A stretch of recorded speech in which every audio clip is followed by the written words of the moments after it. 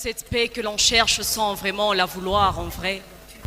Baisser les armes ne se fait que dans nos dires, car on y aspire toujours la tête baissée. Mais à présent, On veut se relever en espérant qu'on ne lève plus nos poings, mais qu'on s'en serve pour lutter.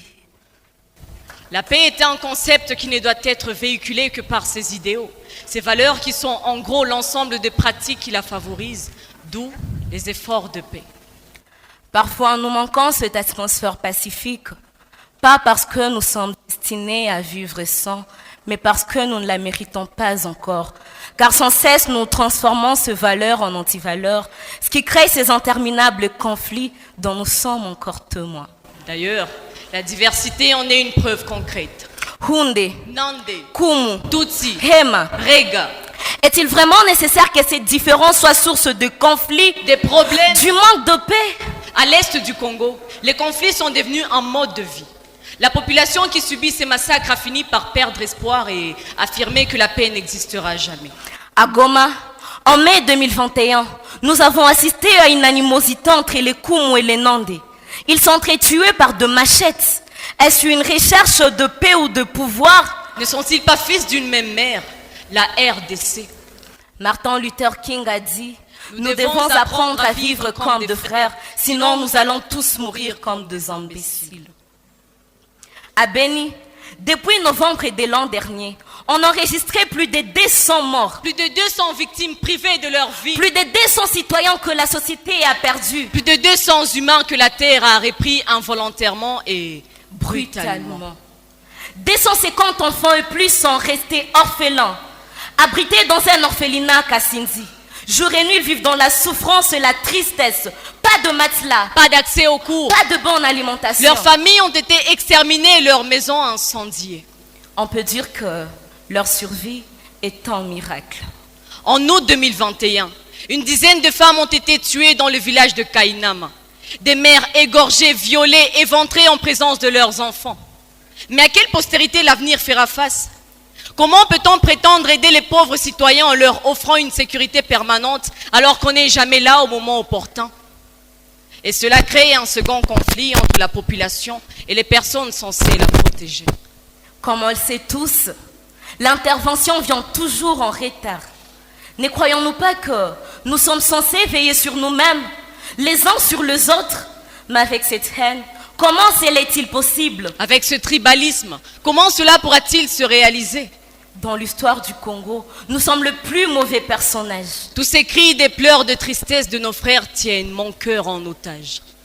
Vous savez, si naître au Congo est un crime, alors je plaide coupable. Et si le droit peut me permettre de manger à votre table, je proteste. Je proteste contre ces violences qui ont toujours un début mais jamais une fin. Je proteste contre cette société qui tâche me prouver que nos différences restent des défauts. Pourtant pas. Je proteste contre cette population qui sème les massacres en espérant récolter la tranquillité. Je proteste contre cette société qui embauche sur base de critères discriminatoires d'origine. Oui, je proteste contre elle. Elle qui sacrifie les compétences au détriment d'une fraternité synonyme à l'égoïsme. Comment espérer récolter la richesse alors qu'on a sémé la misère? Si l'on n'a pas cru au pouvoir de la diversité, alors autant notre foi en cette paix que nous désirons tant. Sur le coup de balle, on n'a pas pu arrêter de faire couler nos larmes en nous faisant perdre des âmes. L'art le peut. Oui, l'art le peut. Car l'art est le plus court chemin de l'homme à l'homme, de l'égoïsme à l'unité, de la guerre à la paix. L'art est engageant, car chaque artiste a toujours un message à faire passer. Un message de paix, de joie et d'espoir. Il donne toujours à certains cette envie de baisser les armes et de vouloir chercher cette paix. De marches pacifiques, on en a assez fait. Des tristes témoignages, on en a assez entendu. Alors ce domaine dans lequel tu es doué, Cette particularité spéciale que tu as peut être un bel outil de promotion de paix. tu es slammer, Slam pour la paix. Tu es chanteur. chante pour faire passer le message de paix. Tu es dessinateur, Dessine pour promouvoir la paix. Tu es danseur. danse pour encourager les efforts de paix. À tous les militants, nous vous demandons de booster les jeunes artistes de l'avant pour véhiculer ce message de paix à travers l'art. Accordez aux jeunes la chance de donner leur point de vue sur la construction de la paix. Organisez les débats sur la paix dans les écoles primaires, secondaires et universitaires. Favoriser le développement sur et pour la paix et la non-violence, tout en encourageant les jeunes artistes à mettre leur talent au service de la paix. Ce que nous faisons ici est déjà une promotion pacifique. Il vous revient de partager ce message en famille et à votre entourage. Parce que nous sommes tous militants de la paix, nous sommes tous agents de la paix dans la communauté. N'est-ce pas nous qui les disons? N'est-ce pas nous qui les disons? Un pays riche mais avec une population pauvre. Croyons-nous que qui en est auteur? N'est-ce pas nous? C'est nous.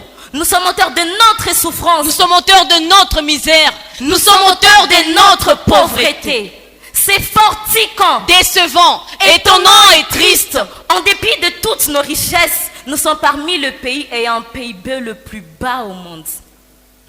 Imaginez un peu à Goma, si tout le monde était commerçant, qui serait acheteur? Qui ferait payer l'impôt? Qui serait enseignant? Si vous voulez qu'on puisse tous se ressembler, par exemple dans l'agriculture, qui ferait l'élevage? Qui ferait l'exploitation de minerais? Qui ferait la pêche? L'humanité ne se développe pas sous le régime d'une uniforme monotonie, mais à travers le mode diversifié des sociétés et des civilisations, tel l'a dit Claude Lévi-Strauss. Imaginez un peu si tous les joueurs étaient des attaquants. Qui serait à la défense? Qui serait dans le but? C'est un Luba, un Nandé, un Kumu, un Hema, un Rega qui crie dans ce discours, mais surtout un Congolais. Veux-tu bien ôter de ta tête l'identité balle que tu te fais? Veux-tu bien ôter de ta tête l'identité provinciale que tu te crées? Pour faire place à l'identité nationale. Car notre diversité est notre richesse. Notre diversité est notre richesse.